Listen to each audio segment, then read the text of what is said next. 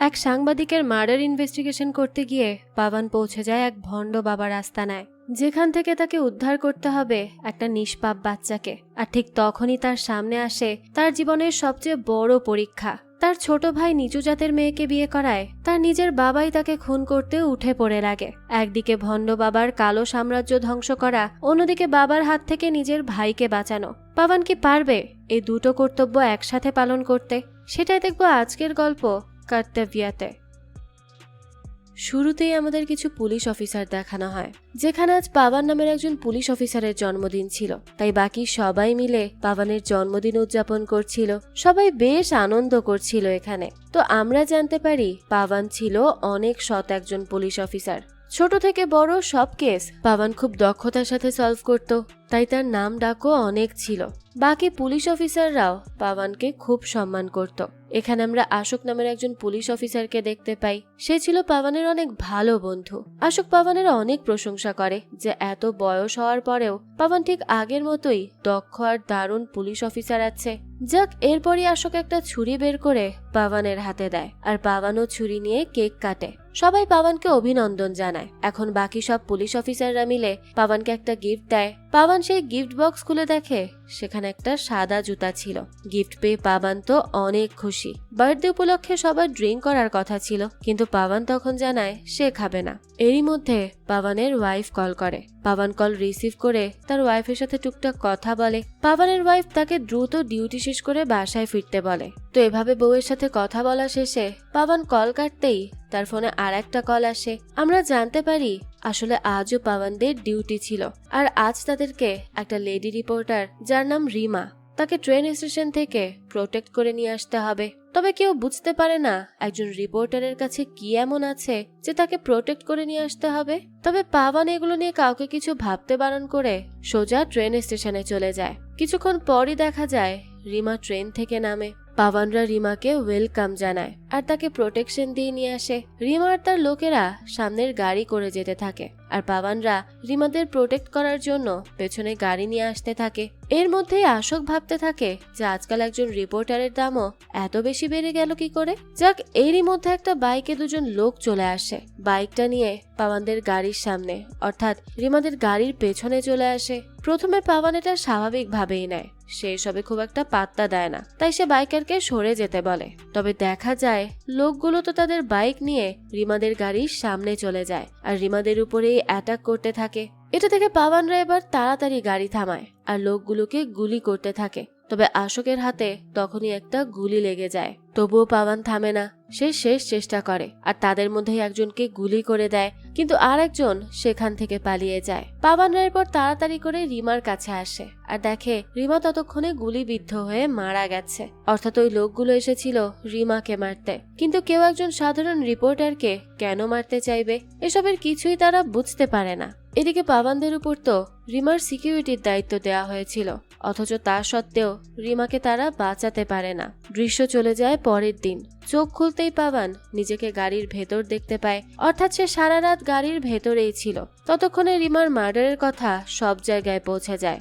বিভিন্ন নিউজ রিপোর্টে চলে এসেছিল এই সব কথা। আর সব থেকে অসম্মানের ব্যাপার হলো পুলিশ থাকা সত্ত্বেও তারা রিমাকে বাঁচাতে পারেনি। তার জন্য জামলি শহরের নাম আর জামলির পুলিশ ফোর্সের বদনাম হয়ে যায়। সবাই ধারণা করতে থাকে রিমার কাছে এমন কিছুর প্রমাণ ছিল যেগুলো রিভিল করতে সে জামলি এসেছিল। তবে সেই প্রমাণ যাতে রিভিল না হয় তার জন্যই হয়তো রিমাকে মার্ডার করা হয়েছে। কিন্তু কি সেই প্রমাণ, সেই সব তো আমরা ধীরে ধীরেই জানতে পারবো। এদিকে পাওয়ান গাড়ি থেকে নামতেই আরেকজন পুলিশ অফিসার এসে পাওয়ানকে তার জুতোটা দেয়। পাওয়ান তার পায়ের দিকে তাকিয়ে দেখে সে সেই সাদা জুতো পরেছিল। পাওয়ান তখন তাড়াতাড়ি করে জুতো পরে ইন্সপেক্টর কেশবের কাছে চলে যায়। মূলত কেশবই পাওয়ানকে অর্ডার দিয়েছিল রিমাকে প্রোটেক্ট করে নিয়ে আসার জন্য, আর যেহেতু সেটা পাওয়ান পারেনি তাই সে অনেক ভয়ে ছিল। না জানি এবার তাকে কত কথা শুনতে হবে। তো পাওয়ান ভয়ে ভয়ে কেশবের সামনে গিয়ে দাঁড়াতেই কেশব তার সাথে বেশ সুন্দরভাবে কথা বলতে থাকে। এটা দেখে একটু অবাকই হয় পাওয়ান। একটু পরেই কেশবের আসল রূপ বের হয়। পাওয়ানের কারণে পুরো ইন্টারন্যাশনাল নিউজে তাদের পুলিশ অফিসারদের অসম্মান হয়ে গেছে। এসব শুনে পাওয়ান বলে এটাতে তো তাদের কোনো দোষ নেই, হামলা হুট করে হয়েছে আর তাদের পুলিশ ফোর্স থেকেও একজন আহত হয়েছে। পাওয়ানের কথা শুনে কেশব বলে এইসব তো আর মিডিয়া বুঝবে না, মিডিয়া শুধু সেটাই লিখবে যেটা হচ্ছে। এই বলে কেশব একটা কাগজ নেয় আর সেটা সাইন করে পাওয়ানকে দেয়। পাওয়ান এটা দেখে খুবই অবাক হয় আর জিজ্ঞেস করে এটা কি। তখন কেশব রেগে মেগে বলে পাওয়ানকে সাসপেন্ড করা হলো। অর্থাৎ কেশব অনেক বেশি রেগেছিল পাওয়ানের উপর। পাওয়ান তখন কেশবকে অনেক বোঝানোর চেষ্টা করে, কিন্তু কেশব তো পাওয়ানের কোনো কথাই শুনতে চায় না আর তাকে সরাসরি সাসপেন্ড করে দেয়। তবে পাওয়ান তার কাগজ না নিয়ে কেশবকে চ্যালেঞ্জ করে আর বলে আগামী 7 দিনের মধ্যে সেই কেস সলভ করবে। আর এর পেছনে কার হাত আছে আর কেনই বা এসব হচ্ছে সবকিছু বের করে পাওয়ান তার সামনে রাখবে। আর সে যদি কেস সলভ করতে না পারে তাহলে সে নিজে এসে এই সাসপেনশন পেপার নিয়ে যাবে। এই বলে সে সেখান থেকে বেরিয়ে পড়ে। পাওয়ান এই সবকিছুর পেছনের রহস্য বের করে সবাইকে এটা প্রমাণ করে দিতে চেয়েছিল যে সে আসলেই একজন সৎ পুলিশ অফিসার আর এটা করা পাওয়ানের দায়িত্ব। এরপরই সে বাড়িতে চলে যায়। তবে তার জীবনে ঝামেলা যেন লেগেই ছিল। সে বাড়িতে পৌঁছাতেই দেখে তার বাবা হরিহর রবি নামের একজন ছেলের সাথে তর্ক করছিল। পাওয়ান কিচ্ছু না বুঝতে পেরে তাদের কাছে গিয়ে জিজ্ঞেস করে কি হয়েছে। হরিহর পাওয়ানকে এই ম্যাটারে ঢুকতে দিতে চাইছিল না, তাই সে পাওয়ানকে ঘরে যেতে বলে। তবে রবি এখানে পাওয়ানের সাথে চিৎকার করতে থাকে। এখানে পাওয়ান জানতে পারে তার ছোট ভাই দীপক রবির বোন প্রীতিকে নিয়ে পালিয়ে গেছে আর তার জন্যই রবি তার লোক নিয়ে হরিহরকে এসে হুমকি দিচ্ছিল। তবে এখনো প্রমাণ ছিল না যে দীপক প্রীতিকে নিয়ে পালিয়েছে, কিন্তু রবি সেটা মানতে চাইছিল না, কারণ রবির মতে দীপক প্রীতিকে নিয়েই পালিয়েছে। তাই সে পাওয়ান আর হরিহরকে হুমকি দেয় যদি তারা 24 ঘন্টার মধ্যে তার বোনকে ফেরত না নিয়ে আসতে পারে তাহলে সে গ্রামের নিয়ম অনুযায়ী এমন ব্যবস্থা করবে যাতে তার ভাই আর কখনো ঘরে আসতে না পারে। আসলে পাওয়ানদের গ্রামের নিয়ম অনুযায়ী যদি কোনো ছেলে বা মেয়ে পালিয়ে যায় বা পরিবারের সম্মান নষ্ট করে তাহলে গ্রামবাসীরা মিলে তাকে ভয়ঙ্কর শাস্তি দেয়। আর রবি সেটারই হুমকি দিচ্ছিল পাওয়ানকে। রবির কথা শুনে পাওয়ান খুব রেগে যায়। হরিহরও তখন রেগেছিল, কারণ সে সবসময় সম্মান ক্ষমতা এইসবে বিশ্বাস করত। আর যদি দীপক আসলেই অন্য জাতের কোনো মেয়েকে নিয়ে পালিয়ে যায় তাহলে সেটা হরিহরের জন্য অনেক অসম্মান আর লজ্জাজনক, আর সেটা সে হতে দিতে চায় না। এদিকে পাওয়ান খুব চিন্তিত হয়ে পড়ে। একদিকে নতুন কেসের ঝামেলা, অন্যদিকে নিজের ভাইয়ের ঝামেলা। পাওয়ানের কাছে তো নিজের জন্মদিনটাই অশুভ লাগতে শুরু করে। সে তখন গিয়ে তার ওয়াইফকে জিজ্ঞেস করে সে দীপকের ব্যাপারে কিছু জানে কিনা। পাওয়ানের ওয়াইফও দীপকের ব্যাপারে কিচ্ছু জানতো না, তাই সে পাওয়ানকে দীপকের একটা বন্ধুর খোঁজ দেয় যদি সেখান থেকে কিছু জানা যায়। এরই মধ্যে পাওয়ানের ছেলে তার জন্য জন্মদিনের গিফট নিয়ে আসে। সে তো গিফট দেখেই বুঝে যায় সেখানে কি ছিল। পাওয়ান গিফট খুলতেই আমরা দেখতে পাই পাওয়ানের ছেলেও তাকে সাদা জুতা গিফট করেছে। আমরা জানতে পারি পাওয়ান আসলে সাদা জুতা অনেক বেশি পছন্দ করত, তাই প্রতিবার জন্মদিনে তাকে সবাই এটাই গিফট করে। আর পাওয়ানের কাছে অনেক সাদা জুতা ছিল, তবে আজকের দিনে এই সাদা জুতোগুলো পাওয়ানের কাছে অশুভ বলে মনে হচ্ছে। তবুও নিজের ছেলের গিফট দেখে সে অনেক বেশি খুশি হয়ে যায়। সে এরপর গিয়ে তার ওয়াইফ আর ছেলেকে জড়িয়ে ধরে। আমরা বুঝতে পারি তার একটা হ্যাপি ফ্যামিলি ছিল। পাওয়ানদের মাঝে হাজার ঝড়ঝাপটা আসলেও সে আর তার পরিবার মিলে সবকিছু থেকে উঠে আসতে পারে। তাই পাওয়ান তার এই সময়ে তার পরিবারের ভেতরেই শান্তি পায়। এরপরেই পাওয়ান দীপককে খুঁজতে বেরিয়ে পড়ে। সে দীপকের বন্ধু কানেজার বাড়িতে যায়। কানেজার নিচে নেমে আসে। পাওয়ান তখন তাকে সরাসরি জিজ্ঞেস করে যে দীপক কোথায়। তবে কানেজা কিচ্ছু না জানার ভান করে বলে ঘরে আছে হয়তো। পাওয়ান জানায় দীপক ঘরে নেই। তখন কানেজা বলে তার লাস্ট কলেজে দেখা হয়েছিল দীপকের সাথে। এই কথা শুনে পাওয়ান বুঝতে পারে কানেজা কিছুই জানে না দীপকের ব্যাপারে। তো এরপর সে চলে যেতে নিলেই দীপক কানেজাকে আবারও ডাক দেয় আর প্রীতির ব্যাপারে জিজ্ঞেস করে। কানেজা জানায় প্রীতি তাদের কলেজে পড়ে, কিন্তু এর থেকে বেশি সে কিছুই জানে না। পাওয়ানের কাছে তখন কিছুটা খটকা লাগে, তবে কানেজাকে সে কিছুই বলে না। এখান থেকে দৃশ্য পরিবর্তন হয়। আমরা আনন্দশ্রীকে দেখতে পাই। সে হলো একজন ধর্মাবেশ বাবা যার অনেক ভক্ত আছে। গরিব থেকে উচ্চবিত্ত সবাই আনন্দশ্রীর আরাধনা করত। তাদের মতে আনন্দশ্রী বাবা তাদের ভগবানের সমান, তাই সবাই আনন্দশ্রীকে নিজেদের ভগবান মনে করে আর তাকে অন্ধের মতো বিশ্বাসও করে। আনন্দশ্রীও সবার সামনে নিজেকে অনেক সাধারণ দেখানোর চেষ্টা করে আর সবাইকে জ্ঞান বিতরণ করে। এরপরে দৃশ্য পরিবর্তন হয় আর আমাদেরকে হারপাল নামের একটা ছোট্ট ছেলেকে দেখানো হয়। আর এখানেই খোলে একটা টুইস্ট, আর সেটা হলো রিমা নামের লেডি রিপোর্টারকে কোনো বড় গুন্ডা বা ক্রিমিনাল মারেনি, বরং এই ছোট্ট হারপাল মার্ডার করেছে। আর হারপাল এই মার্ডারটা করেছে আনন্দশ্রীর অর্ডারে। অর্থাৎ একটু আগে আমরা যার সুনাম শুনে এসেছি সেই আনন্দ ছিল বড় খেলোয়াড়। এখানে আনন্দ তার কিছু লোক পাঠায় হারপালের কাছে। লোকগুলো গিয়ে হারপালকে ডেকে বাহিরে নিয়ে আসে। এখানে নির্মাল নামের একজন হারপালকে দেখে অনেক খুশি হয়, কারণ সে অনেক দক্ষতার সাথে মার্ডারটা করেছে, যার জন্য পুলিশও তাদেরকে ধরতে পারেনি। নির্মাল বলে আনন্দ তার উপর খুশি হয়ে হারপালের জন্য একটা উপহার রেখেছে। নির্মলদের দেখে হারপাল তখন কিছুটা ভয়ই পেতে থাকে। নির্মল তখন হারপালকে তাদের সাথে যেতে বলে, তবে হারপাল ভেতরে যাওয়ার কথা বলে তাড়াতাড়ি করে বন্দুক বের করে নির্মলদের উপরই শুট করতে থাকে, কারণ সে খুব ভালো করেই জানে আনানশ্রী হারপালকে শুধু মার্ডার করার জন্য ব্যবহার করেছে, আর এখন কাজ হয়ে যাওয়ার পর তাকে সে মেরে ফেলবে যাতে কোনো প্রমাণ না থাকে। আর এটা বুঝে ওঠার পরই হারপাল নিজেকে বাঁচাতে গুলি করে আর একটা সময় সেখান থেকে দৌড়ে পালায়। ফলে নির্মলরাও হারপালকে আর ধরতে পারে না। দৃশ্য চলে যায় পরের দিন। পাবন আশোককে দেখতে হসপিটালে আসে। আশোকের এক হাতে গুলি লেগেছিল, তাই সে হসপিটালে ছিল। এখানে অশোক জানতে পারে যে রিমার এই কেসটা পাবন নিজের হাতে নিয়েছে। এটা জানার পর অশোক পাবনকে বলে সাসপেন্স তো কিছুদিনের হয়, সেটার জন্য পাবনকে এই কেসটা নিজের হাতে নেওয়া ঠিক হয়নি। তবে পাবনের কাছে এটাই সঠিক মনে হয়েছে, আর পাবন যে করেই হোক সব সত্যি সবার সামনে বের করে ছাড়বে। পাবন অশোককে সবকিছু শেয়ার করত, তাই পাবনের চিন্তিত মুখ দেখে অশোক বুঝতে পারে। পাবনও অশোকের সাথে দীপকের ব্যাপারটা শেয়ার করে। সব শুনে অশোক বলে আগুন তো তার ঘরে লেগেছে, আর সে বাইরের মানুষকে ন্যায় বিচার দেওয়ার জন্য পড়ে আছে। অর্থাৎ পাবনের এখন দীপককে খোঁজা উচিত। কিন্তু পাবন তখনও রিমার কেস নিয়ে বেশি চিন্তিত ছিল। পাবনের পর অশোকের কথায় কোনো পাত্তাই দেয় না, আর কোথাও দীপকের কোনো খোঁজ পেলে তাকে জানাতে বলে। এখানে আমরা দেখি দীপক আর প্রীতির খোঁজ না পেয়ে এবার গ্রামের কাউন্সিলিং প্রধান চারপাল হরিহর আর রাবিকে ডেকে নিয়ে আসে। এভাবে একটা ছেলে মেয়ে পালিয়ে যাওয়া তাদের গ্রামের জন্য অনেক অসম্মানজনক, তাই অনেকেই অনেক কথা শোনাতে থাকে হরিহরকে। হরিহরের কাছেও এসব খুব অসম্মানের ছিল। তবে সে যে পর্যন্ত নিজের চোখ দিয়ে দীপক আর প্রীতিকে একসাথে না দেখবে ততক্ষণ পর্যন্ত সে কোনো কিছুই বিশ্বাস করবে না। তবে গ্রামের নিয়ম অনুযায়ী যদি কখনো কোনো ছেলে মেয়ে অবৈধ কাজে লিপ্ত হয় বা সমাজের বাহিরে যায়, তাহলে তাদেরকে মেরে মাটিতে পুঁতে দেওয়া হয়। আর হরিহরও এইসবে বিশ্বাসী ছিল, তাই তার দীপকের উপর রাগ আস্তে আস্তে আরো বাড়ছিল। আজকাল যেসব লোক তার উপর আঙুল উঁচিয়ে কথা বলছে সেগুলো হরিহর কখনোই মানতে পারবে না। তাই সে কাউন্সিলরের সবার সামনে কথা দেয়, যদি দীপক আসলেই রাবির বোন প্রীতিকে নিয়ে পালিয়ে যায় তাহলে হরিহর নিজের হাতে তার ছেলেকে খুন করবে, কোনো প্রতিহিংসা বাদে। কারণ হরিহরের কাছে সম্মানের চেয়ে বড় আর কিচ্ছু নেই, এমনকি নিজের ছেলেও না। বাকি সবাইও হরিহরের মাথায় আরো ক্ষোভ ঢোকাতে থাকে। সারপাল বলে যেসব বাচ্চারা নিজের বাবা মার কথা না শুনে তারা ক্যান্সারের মতো হয়, আর যদি কারো একটা আঙুলে ক্যান্সার হয় তাহলে সেটাকে কেটে ফেলতে হয়। অর্থাৎ সবাই হরিহরকে উস্কে দিচ্ছে যে দীপক যদি কোনো অসামাজিক কাজ করে তাহলে সে যাতে কখনো সেটাকে সাপোর্ট না করে। গ্রামের নিয়ম অনুযায়ী দীপককে যেন মেরে ফেলার সাহস রাখে। এদিকে পাবন পুলিশ স্টেশনে আসলে কিছু লোক দেখা করে তার সাথে। লোকগুলো সেদিন রিমার সাথে এসেছিল। পাবন লোকগুলোকে জিজ্ঞেস করে তারা সব ছেড়ে জামলিতে কেন আসলো। তখন তারা তাদের আসল উদ্দেশ্য জানায়। আসলে রিমার কাছে একটা বড় খবর এসেছিল, আর সেটা হলো জামলিতে আনানশ্রীর একটা বড় আশ্রম আছে, যেখানে আনানশ্রী ছোট বাচ্চাদের পালে। তবে জানা যায় সে ওই বাচ্চাগুলোকে ক্রিমিনাল হিসেবে গড়ে তোলে আর তাদেরকে দিয়ে অবৈধ কাজ করায়। আর কাজ শেষে ওই বাচ্চাগুলোর আর খোঁজ পাওয়া যায় না। অর্থাৎ ধারণা মতে বাচ্চাদের দিয়ে নিজের মিশন পূরণ করার পর আনানশ্রী সব প্রমাণ মুছে ফেলার জন্য বাচ্চাদেরকেও মেরে ফেলে।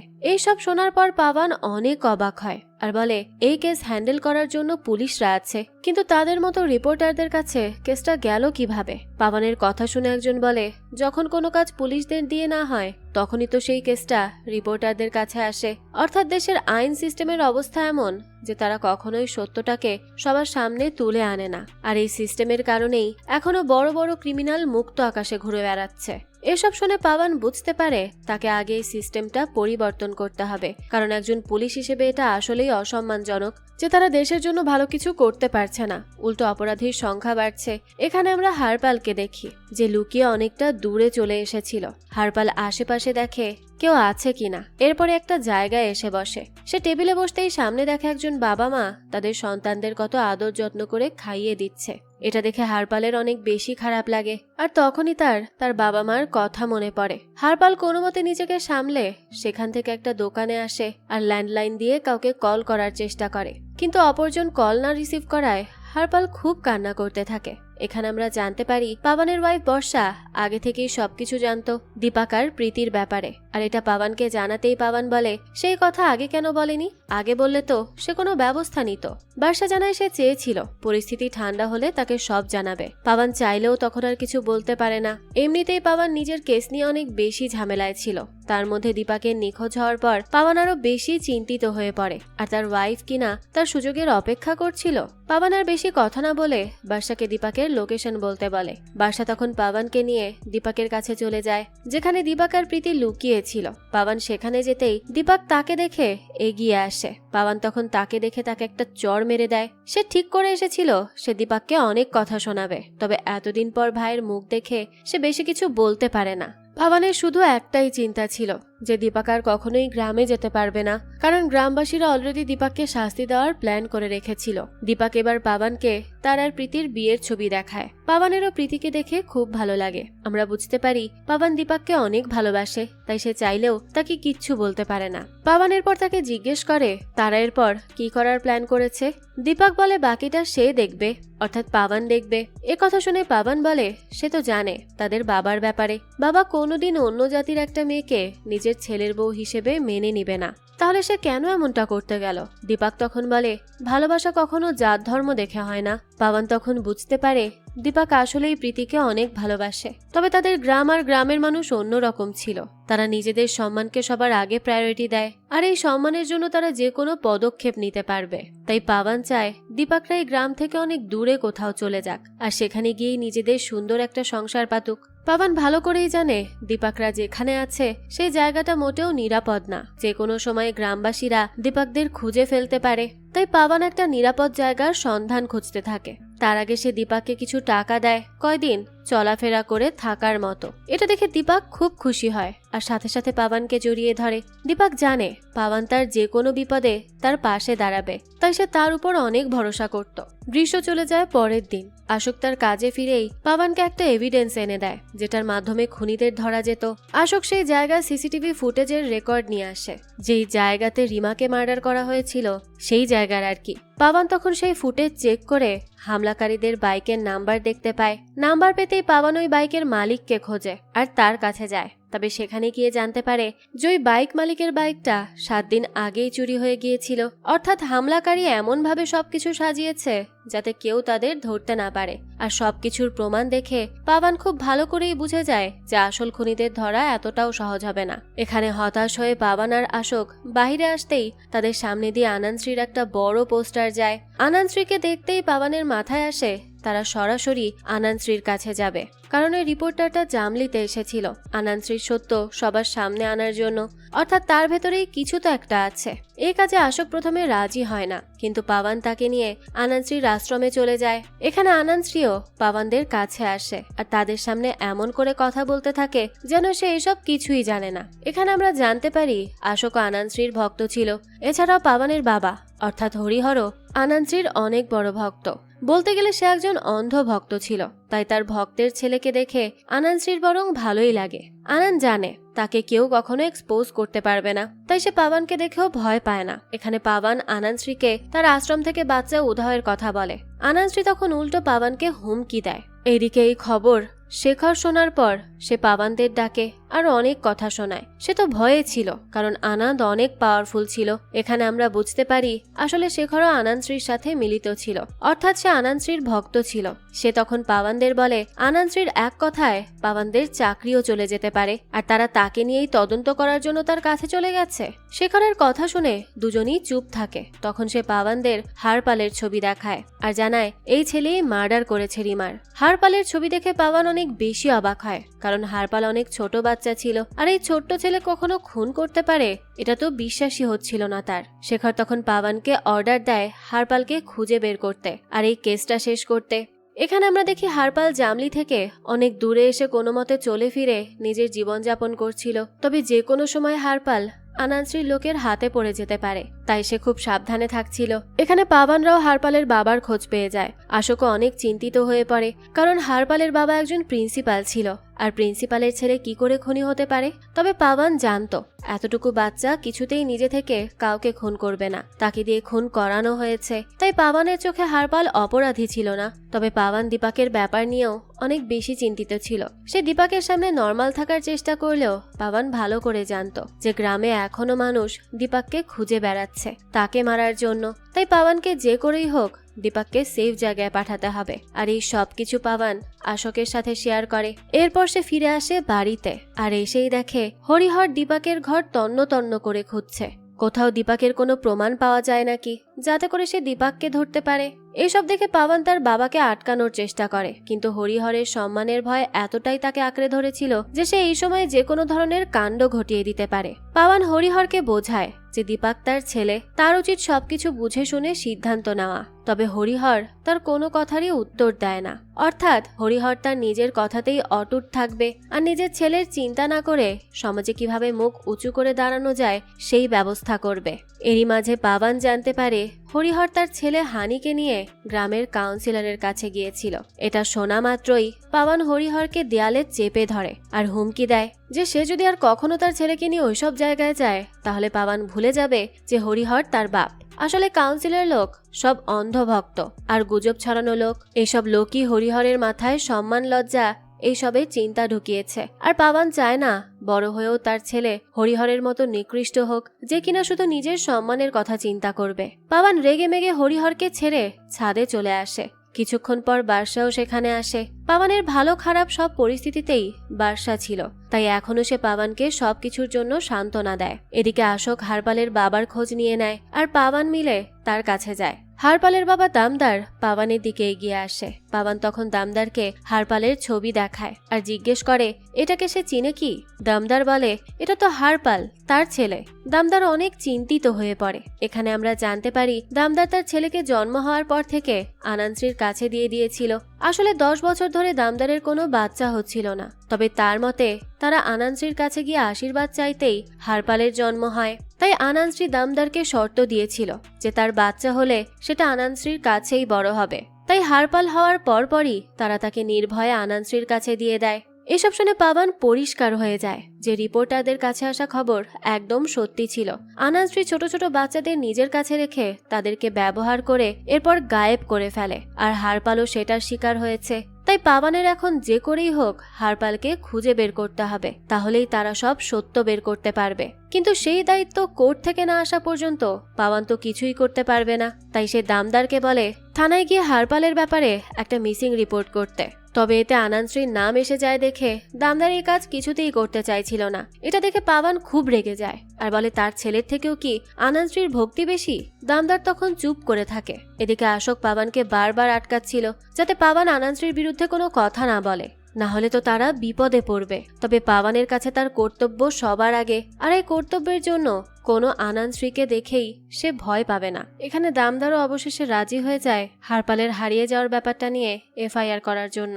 এটাতে পাবনদের কাজ অনেকটা সহজ হয়ে যাবে। আর খনি যেহেতু বাচ্চা, তাই পাবন চাইছিল না বাচ্চাটার কোনো ক্ষতি হোক। পরের দিন দামদার মিসিং রিপোর্ট করতেই পারওয়ানরা হারপালকে খুঁজতে বেরিয়ে পড়ে, আর একটা সময় পুলিশ হারপালকে খুঁজেও পায়। সেদিন রাতেই আশোক পাবনকে কল করে আর জানায় হারপালের কথা। পাবনও তাড়াতাড়ি করে সেখানে চলে আসে। পাবন হারপালকে খুঁজতে খুঁজতে তাকে একটা গাড়ির ভেতর পায়। পাবন দেখে হারপাল আসলেই অনেক ছোট আর ভীতু একটা বাচ্চা ছিল।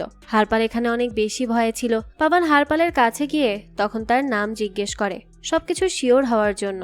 হারপাল তখন নিজের নাম বলে আর পাবন তখন জিজ্ঞেস করে সে কি রিপোর্টারকে মেরেছে।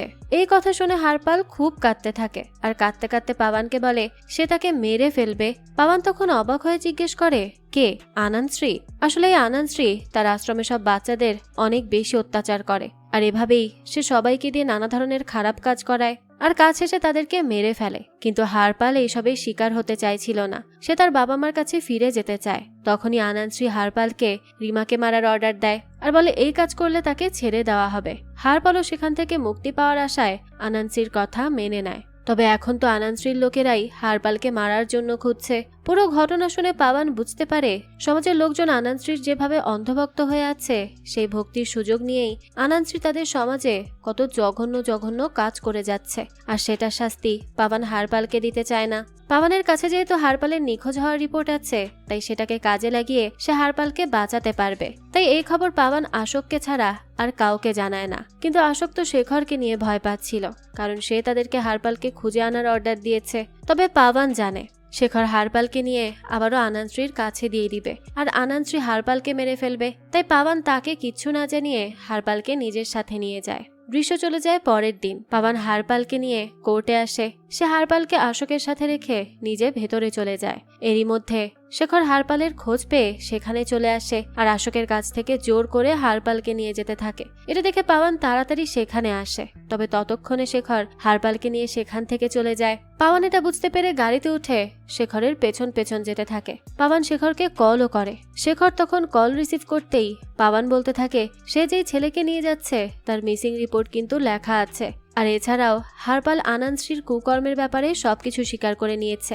অর্থাৎ এই সবকিছু যদি পাওয়ান এখন কোর্টে পেশ করে তাহলে আনন্দশ্রী ধরা পড়ে যাবে। আর এটা শোনার সাথে সাথেই শেখর গাড়ি থামিয়ে দেয়। পাওয়ানরাও তখন শেখরদের কাছে চলে আসে। শেখর নামতেই পাওয়ান গাড়ি থেকে হারপালকে আনতে যায়, তবে শেখর তখন বাধা দেয় আর বলে আনন্দশ্রীকে পাওয়ান চেনে না, সে তার জীবন ধ্বংস করে দিবে। তবে পাওয়ান আনন্দশ্রীকে দেখে ভয় পায় না, কারণ সে নিজের কর্তব্য পালন করছে। তবে শেখর কিছুতেই পাওয়ানের কাছে হারপালকে দিতে চায় না। তখন পাওয়ান তাকে হুমকি দেয় যে তার কাছে আনন্দশ্রীর সবকিছুর প্রমাণ আছে, একবার সেগুলো কোর্টে দিলে সবাই সব সত্য জেনে যাবে। এটা শোনা মাত্রই শেখর থেমে যায় আর পাওয়ানও হারপালকে নিয়ে সেখান থেকে চলে যায়। পাওয়ান হারপালকে কোনো সুরক্ষিত জায়গায় রাখার জন্য খুঁজতে থাকে, যাতে কেউ তার কোনো ক্ষতি করতে না পারে। এরপর সে ভাবে আপাতত তারা হারপালকে দিল্লি পাঠিয়ে দিবে, সেখানেই হয়তো সে সেফ থাকবে, কারো ধরাছোঁয়ার বাইরে। তবে তার আগে পাওয়ানরা আবারও শেখরের কাছে যায়। পাওয়ান খুব ভালো করেই জানে যে শেখর অনেক রেগেছিল তাদের উপর, তাই সে শেখরের কাছে গিয়ে একটা ডিল করে, আর সেটা হলো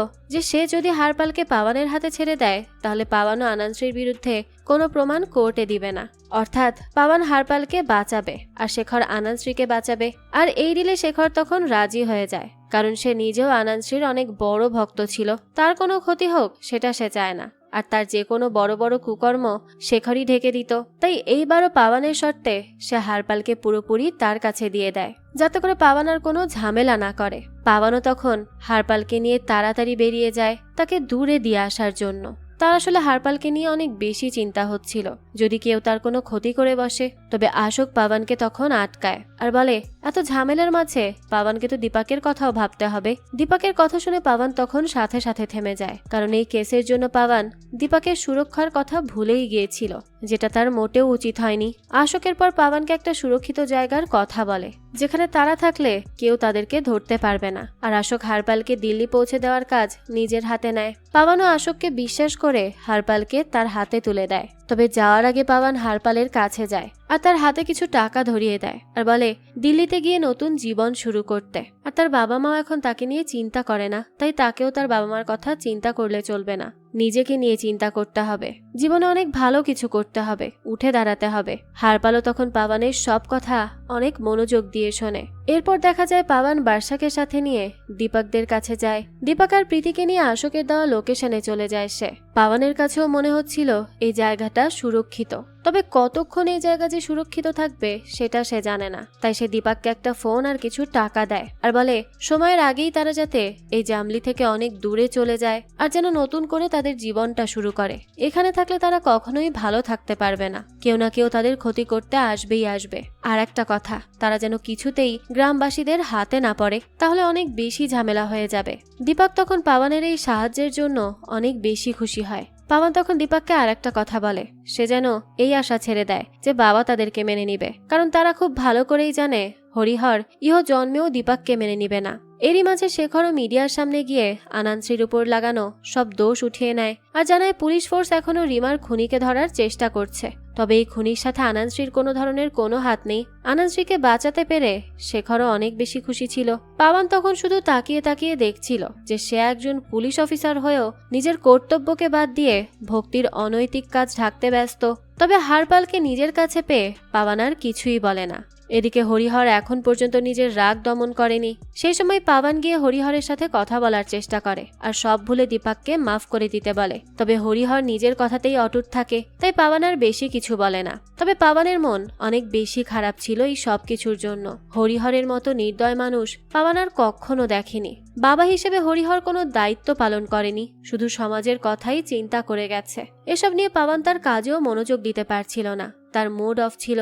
এসব দেখে আশোক পাবনের কাছে আসে আর তার কথা জিজ্ঞেস করে। এরই মাঝে সেখানে দামদার চলে আসে। দামদার এসেই পাবনের কাছে রিকোয়েস্ট করে বলে সে যাতে একবার হারপালের সাথে তাদের দেখা করিয়ে দেয়। এই কথা শুনে পাবন বলে এখন তার ছেলের জন্য খারাপ লাগছে, কিন্তু এতদিন তো সে তাকে মনেও করেনি। দামদার জানায় হারপালের মা অসুস্থ আর সে হারপালকে শেষবার একটু দেখতে চাচ্ছে। দামদারের কথা শুনে পাবন এবার হারপালের ফোনে কল দেয়, যেই ফোনটা পাবন হারপালকে দিয়েছিল। তবে অনেকক্ষণ কল করার পরেও হারপাল পাবনের কল রিসিভ করে না। পাবন তখন ভাবে হয়তো হারপাল কোনো কাজে ব্যস্ত আছে। এদিকে গ্রাম কাউন্সিলে আবারও হরিহরকে ডাকা হয়। এখানে রাবি এসে সবাইকে জানায় দীপক প্রীতিকে বিয়ে করে নিয়েছে। আর এই খবর শোনা মাত্রই হরিহর তো একদম স্তব্ধ হয়ে যায়। সবাই হরিহরকে বলতে থাকে এখন তো সব প্রমাণ হয়েই গেছে, এখন যা করার তাকেই করতে হবে। রাবি তার সাথে করে কিছু লোক নিয়ে আসে যারা মানুষকে সাজা দিয়ে মারত। গ্রামের সবাই তখন এটা নিয়েই কথা বলতে থাকে যে তারা কিভাবে দীপককে মারবে। হরিহরের চোখে তখন ক্ষোভের আগুন জ্বলছিল। সে তখন সবাইকে থামিয়ে দিয়ে বলে সে কখনো তার দায়িত্ব অমান্য করে না আর এইবারও করবে না। দীপককে মারার জন্য তার কোনো গুন্ডার প্রয়োজন নেই, সে নিজের হাতে তাকে শাস্তি দিবে। অর্থাৎ হরিহরের সম্মানের পরিমাণ এতটাই বেশি যে সে নিজে দীপককে মারার কথা বলে। এটা শুনে গ্রামবাসীরাও রাজি হয়ে যায় আর হরিহরের সাথে কিছু লোক পাঠিয়ে দেয়। এদিকে পাবনকে দেখা যায় 6 ঘন্টা ধরে হারপালকে কল করে যায় সে, তবে এতক্ষণেও একবারও হারপাল কল ধরছিল না। এইবার তো পাবন অনেক বেশি চিন্তায় পড়ে যায়। সে বুঝতে পারছিল না সে কি করবে আর হারপালেরই বা কি হয়েছে, কেন সে ফোন রিসিভ করছে না। আর এসব নিয়ে তার এত বেশি চিন্তা হচ্ছিল কারণ হারপাল একবার আনানশ্রীর লোকেদের কাছে এসে পড়লে হারপালকে সরাসরি মেরে ফেলবে তারা। আশোক জানায় সে হারপালকে সুরক্ষিতভাবে রেখে এসেছে, কোনো বিপদ হয়নি, তাই সে যেন চিন্তা না করে। পাবনও তখন আশোকের কথা বিশ্বাস করে নেয়। পাবনের এবার শেখরের উপর একটু সন্দেহ হতে থাকে, তাই পাবন তার কাছে গিয়ে জিজ্ঞেস করে হারপালের ব্যাপারে। তবে শেখর জানায় তার ডিল তো পূরণ হয়ে গেছে, তাহলে সে কেন হারপালকে মারতে যাবে। তবে পাবনের বিশ্বাস হয় না শেখরের কথায়, কারণ সে আনানশ্রীর জন্য সবকিছু করতে পারে। তাই সে শেখরকে হুমকি দিয়ে যায় যে যদি তারা হারপালকে ফেরত না আনতে পারে তাহলে সে সব প্রমাণ কোর্টে দিয়ে দিবে। এইবার শেখর আনানশ্রীর কাছে যায় আর সবকিছু তাকে খুলে বলে। শেখর নিজেও জানতো না হারপাল কোথায়। আর এই সবকিছু শুনে আনানশ্রী শেখরের উপর খুব রেগে যায় আর বলে সে কেন পাবনকে সরাসরি মেরে ফেললো না। শেখর বলে কারণ পাবনের কাছে হারপালের কবুলনামা আছে, যেখানে আনানশ্রীর ব্যাপারে সবকিছুর প্রমাণ আছে, তাই সে কিচ্ছু করতে পারেনি। এই কথা শুনে এবার আনানশ্রী নির্মালকে হুকুম দেয় যে যে করেই হোক পাবনের কাছ থেকে ওই কবুলনামা নিয়ে আসার জন্য। নির্মালও জানায় সকালের আগেই তার কাজ হয়ে যাবে। পাবনের পর তার বাড়িতে এসে দেখে নির্মাল আগে থেকেই সেখানে বসেছিল আর হরিহর নির্মালের সাথে কথা বলছিল। নির্মালকে দেখে পাবন খুব রেগে যায় আর তার কাছে গিয়ে জিজ্ঞেস করে সে কেন এসেছে এখানে। নির্মাল তখন পাবনকে সরাসরি বলে যে কবুলনামাটা তার হাতে দিয়ে দিতে, সেটা তার লাগবে। তবে পাবন নির্মালের কথা শোনে না, সে তাকে সেখান থেকে চলে যেতে বলে আর বলে সে তাকে ওই কাগজ কখনো দিবে না। তবে নির্মাল তো যায় না। পাবন তখন নির্মালকে মারতে এগিয়ে আসে, তখনই সেখানে পাবনের ছেলে চলে আসে। তাকে দেখে পাবন আর কিচ্ছু বলে না, কারণ সে চায় না তার ছেলের সামনে কখনো মারপিট করতে। তবে এই সুযোগ নিয়ে নির্মালের লোকেরা এবার পাবনকে মারতে থাকে। নির্মাল তো পাবনকে মেরে মেরে আহত করে ফেলে। এরপর সে পাবনকে ধরে বলে যে হারপালকে বাঁচানোর জন্য সে লড়াই করছে, সেই হারপাল তো কবেই মারা গেছে, অর্থাৎ হারপাল আর বেঁচে নেই। এই কথা শোনা মাত্রই পাবন অনেক রেগে যায়। তবে নির্মাল এখানে অবিশ্বাস্যক একটা কথা বলে। পাবন যে আশোককে বিশ্বাস করে পাঠিয়েছিল সে আশোকই পাবনের সাথে বিশ্বাসঘাতকতা করেছে। ওই দিন আশোক হারপালকে নিয়ে যাওয়ার সময় নির্মালরা হারপালদের খুঁজে বের করে। নির্মালকে দেখে আশোক গাড়ি থেকে নেমে আসে আর নিজেই হারপালকে তার হাতে তুলে দেয়। অর্থাৎ আশোক নির্মালদের সাথেই মিলিত ছিল। তবে হারপাল শেষ পর্যন্ত নিজের যান বাঁচানোর জন্য সেখান থেকে পালাতে থাকে, কিন্তু একটা সময় হারপালের গায়ে একটা গুলি লেগে যায় আর সেই গুলি আর কেউ না বরং আশোকই করেছিল। অর্থাৎ আশোক নিজের হাতে হারপালকে মেরে ফেলে। এই কথা শুনে পাবন একদম স্তব্ধ হয়ে যায়, কারণ সে সবচেয়ে বেশি আশোককে বিশ্বাস করত, তাই সে আশোকের সাথে সবকিছু শেয়ার করত। আর সেই আশোক এমন কাজ করে এসেও পাবনের সাথে কত সুন্দর ব্যবহার করছে, পাবন আর কিচ্ছু বলতে পারে না। নির্মাল তখন পাবনকে কবুলনামা রেডি রাখতে বলে সেখান থেকে চলে যায়। পাবন পুরোপুরি ভেঙে পড়ে। তবে নিজের ছেলের সামনে হওয়া বেজ্জতি পাবন মানতে পারে না। এক বাপ তার ছেলেকে মারার জন্য বসে আছে, আর এক বাপ নিজের ছেলের সামনে গুন্ডাদের হাতে মার খাচ্ছে। দুইটাই ভিন্ন পরিস্থিতি, আর এই দুইটার মাঝেই পড়ে আছে পাবন। তবে সে নিজেকে শক্ত করে আর যেটা তার কর্তব্য সেটা করবে বলেই সিদ্ধান্ত নেয়। পাবান ঘরে গিয়ে কবুলনামার রাইফেল নিয়ে বেরিয়ে পড়ে।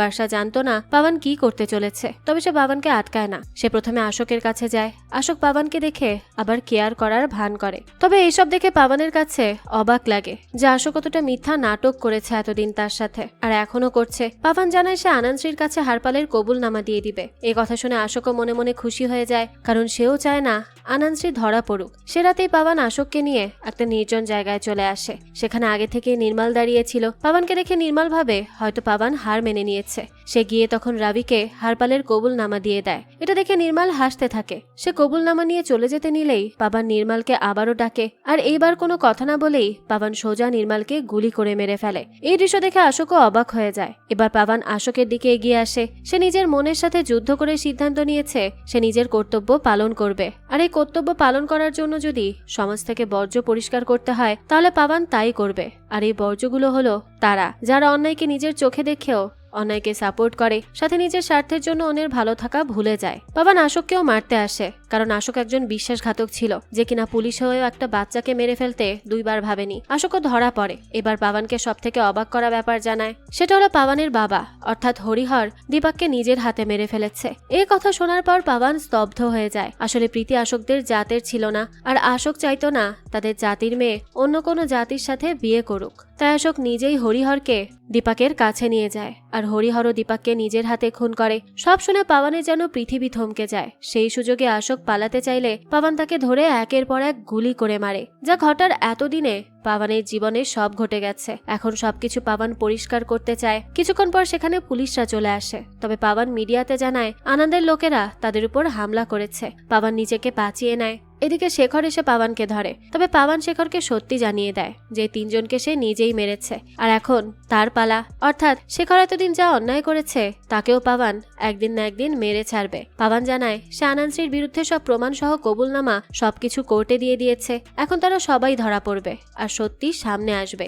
এই কথা বলে পাবান সেখান থেকে চলে আসে, আর মিডিয়া শেখরকে জেকে ধরে। পাবান বাড়িতে আসতেই বর্ষা পাবানের কাছে যায়। তবে পাবান কোনো কথা না বলে সোজা হরিহরের কাছে যায়। পাবান হরিহরকে ডেকে ওঠায় আর তার সাথে যেতে বলে। হরিহর কিছুই বুঝতে পারে না। পাবান তখন তাকে গাড়িতে উঠিয়ে দূরে একটা নীরব জায়গায় নিয়ে যায়। সে হরিহরকে গাড়ি থেকে নামতে বলে। তবে হরিহর কিছুই বুঝতে পারে না যে পাবান কি করছে। সে গাড়ি থেকে নামতেই পাবান তার কাছে যায় আর বলে সে সম্মানের জন্য নিজের ছেলেকে মেরে ফেলেছে। পাবানের কথা শুনে হরিহর চুপ হয়ে যায়। পাবান তখন তার বন্দুক বের করে আর সেটা হরিহরের দিকে তাক করে আর বলে শুধু জন্ম দিলেই বাপ হওয়া যায় না, আর হরিহরের মতো লোক কখনো বাবা হতে পারে না। তাই এখন তাকে পাবানের বাবা না বরং একটা হিংস্র প্রাণী মনে হচ্ছে, যে সমাজে নিজের পাগড়ির সম্মান বাঁচানোর জন্য নিজের ছেলেকে মেরে ফেলেছে। সে কখনো বুঝতে চায়নি তার ছেলেরা কোথায় খুশি থাকে। তাই হরিহরের বেঁচে থাকার কোনো অধিকার নেই। এই কথা বলেই পাবান তাকেও গুলি করে মেরে ফেলে। সে স্বার্থপরতা করেনি, কিন্তু সে তার বাবার থেকেও ভাইকে বেশি ভালোবাসতো, আর তার ভাই কোনো অন্যায় করেনি, ভালোবেসেছিল শুধু। তবে হরিহর অন্যায় করেছে,